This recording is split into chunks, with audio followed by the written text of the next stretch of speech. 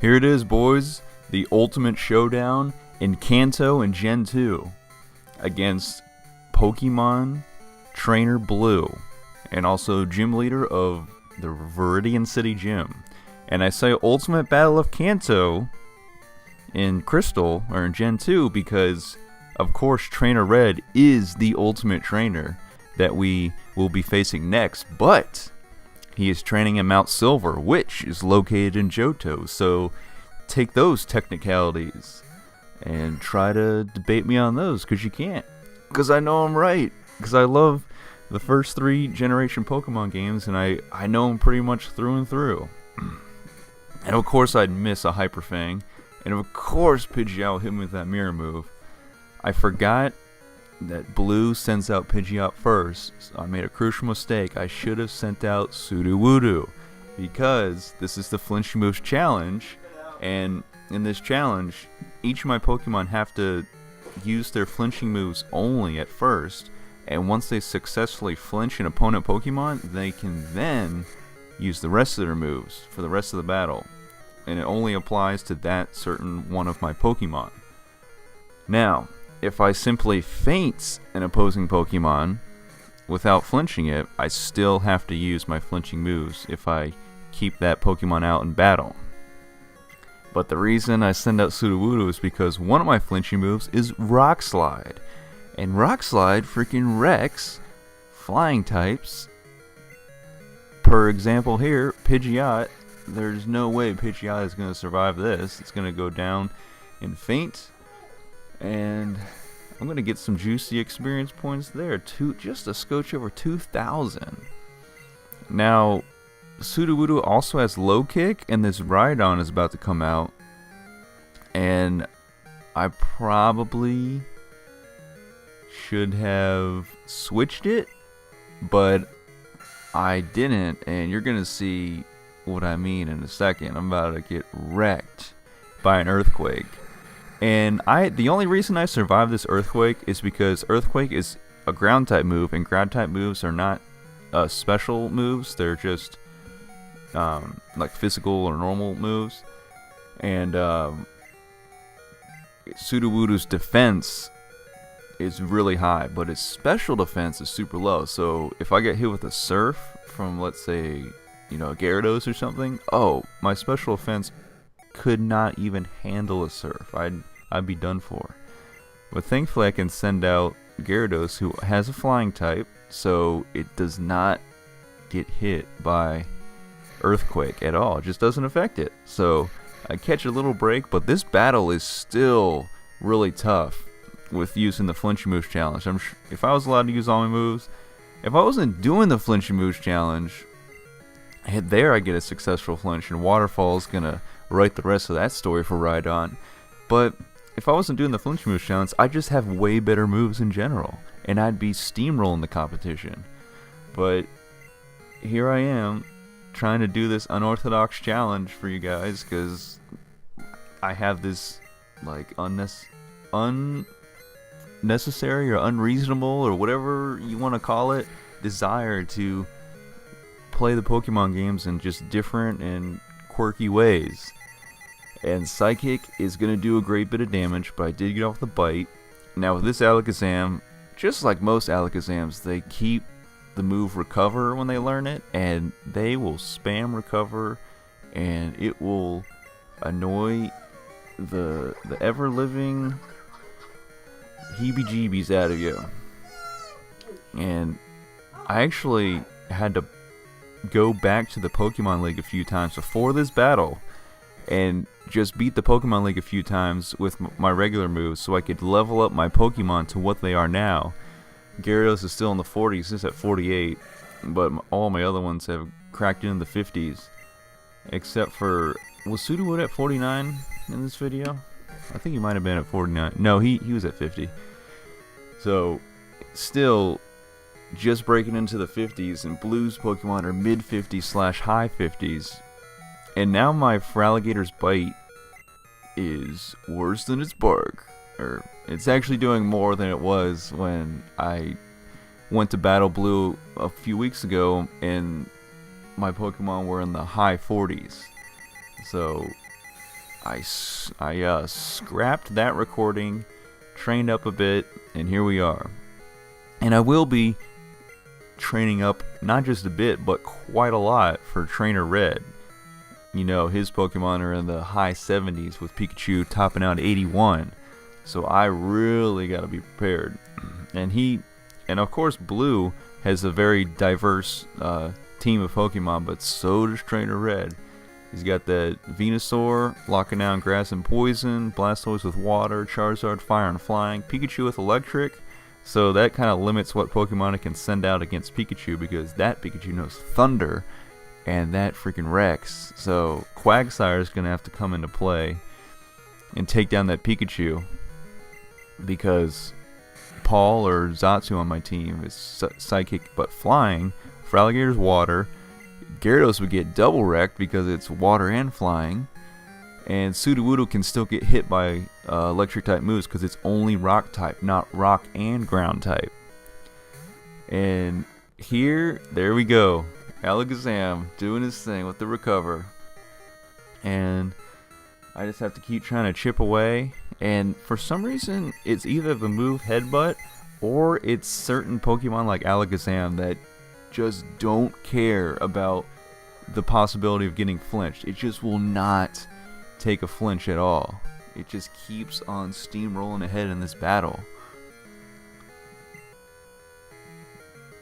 So what do you guys think? Did you like this series, this Flinching Moves Challenge series? If you want to see a different series, I did Indirect Moves Challenge only, or Indirect Moves Only Challenge for the Gen 1 games. I was playing through Pokemon Yellow on an emulator, and that series is on my channel as well, in my Pokemon playlist, if y'all want to see that. But if not, then you'll just have to wait till Gen 3 when I think of another challenge to do in the Gen 3 games. And the first Yellow and here Crystal had to do with moves. The challenge was centered around different types of moves, but maybe Gen 3 I can kind of switch it up, think of something else to do. So if you have any suggestions, hit me up. I know everybody likes to watch the Nuzlocke challenge videos, and I feel like that's already been done so much, but I mean, hey, you know, I might try one. It actually might bring some more views to the channel, because it's like a popular thing, or semi-popular thing in the Pokemon videos on YouTube. But I definitely want to think of like an original challenge to do for my playthrough of Emerald. And you should be able to get Emerald on the GBA emulator. Just get a ROM for that. And I'll be doing that. I'll also be making Catan videos and the LEGO Star Wars videos until Penguin Zero does a voice meter of LEGO Star Wars Complete Saga on his channel.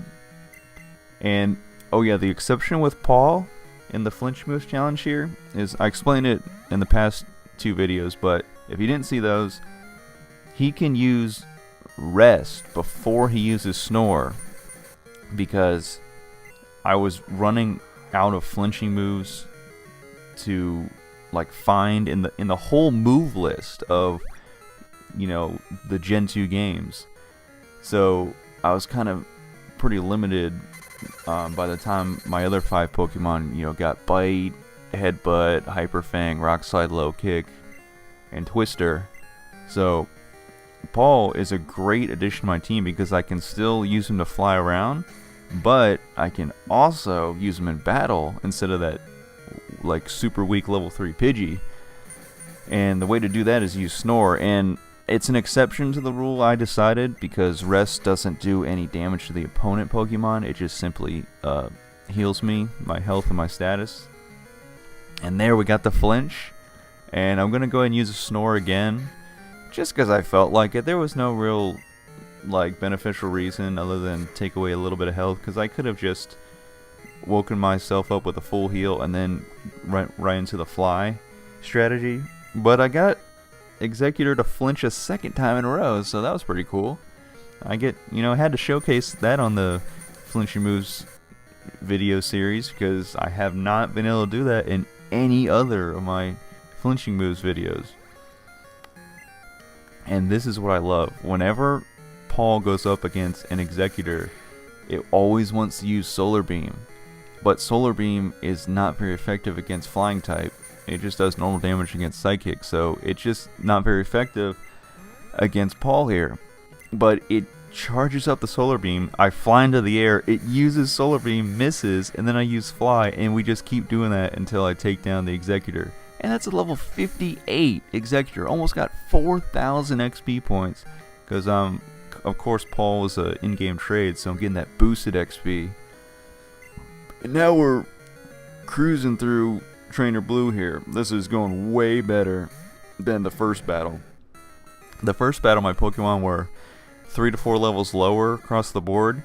That battle took me 28 minutes to complete. And I had to use a lot of Hyper Potions, Full Heals, Revives. And this Hydro Pump, there's no...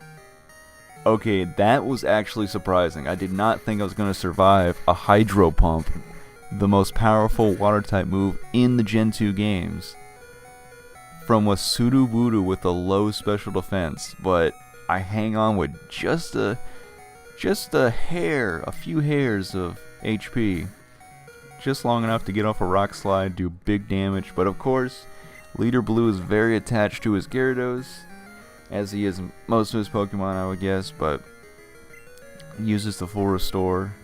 And this Gyarados is level 58, and if I'm not mistaken, that is the same level that Lance had his Gyarados in the Gen 1 games when you go to battle him as the Elite Four champion, but you know, he's not really the champion by the time you get there because your rival Blue has already beaten him. But I believe he had a level, it was either 56 or 58. Or maybe it was 55. I can't remember. I just remember the first time I went up against Lance in Pokemon Yellow or Pokemon Red, whichever one I played first growing up as a kid. He sounded like Gyarados at first. I was like, dear Lord, how am I gonna defeat this Gyarados? Look, he's got Hydro Pump, he's got Hyper Beam. This Gyarados can just obliterate me, but eventually I got the right Pokemon to send out against him. And got over my intimidation of Gyarados, which is kind of funny I say intimidation because in the Gen 3 and later games, Gyarados' ability is Intimidate, which cuts his opponent Pokemon's attack power in half. I believe it's in half or just lowers it. Half sounds right though if I remember my playthroughs of Ruby, Sapphire, and Emerald. And Trainer Blue's like, I can't lose this Gyarados a second full restore. Although if you're a gym leader, it's not really that far out of, you know, rationality or whatever for the gym leader to have like 99 items of whatever he or she wants, because as a gym leader in the Pokemon world, you've got to be pretty loaded, don't you think?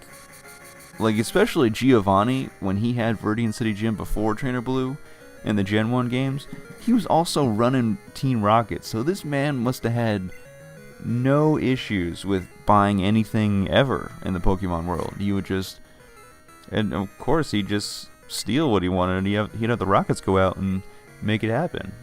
Be his henchman, be his hands and feet. Hyper Beam, I'm gonna hold on. I'm not gonna faint here, because Quagsire, although doesn't have the best defense, it has a solid amount. And finally, Trainer Blue does not decide to send out a third full restore on Gyarados, even though the health bar was in just a bit of the tiniest bit of red. And I get the level up? Wow. Or was I, did I just like blank out right there? I don't know. Now, I still can't get a flinch off with his headbutt. It's gotta be like some unluckiness or some coding thing, I don't know, in the game. But of course, Flamethrower, even though it's not very effective, is going to take me out because Arcanine. I want to say Arcanine because, you know, when you think of dog, canine, Arcanine, like that just makes more sense to me. My buddy says it's Arcanine, but I like Arcanine. It just sounds more like cool and visceral and ready to tear you apart. And I already have the flinch from Paul on Executor with Snore, so I was able to use a Psychic there. And I already knew Extreme Seed was gonna follow up the Flamethrower. It's like a quick attack, but way better because it does way more damage. So must be nice, Arcanine. But for Alligator is here to oppose your typing, and if I can get a flinch off, I get a critical hit. But now I gotta heal because another Flamethrower might put me in the 0 HP category.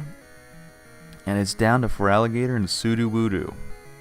And I have Sudowoodo ready to send out and hit Arcanine with them Rock Slides. But I'm trying to see what I can do with Feraligatr here. And it's really getting down to the wire. I realized this battle beforehand was going pretty well, but now I'm down to my last two Pokemon. Of course, Trainer Blue only has Arcanine left. But I'm just... And that bite did just barely not enough, because I think this next bite is not going to take out Arcanine. Unless I get a critical. And... Got it. Okay, there we go. Critical hit. It's all over. Now it's time to train up for Pokemon Trainer Blue, deep in the Mount Silver. And we're going to have some fun with that. Maybe, if I can look up Tyranitar's move list, he might learn some good flinching moves. But they're probably Rock Slide and Low Kick if I think about it. So thank you guys for watching.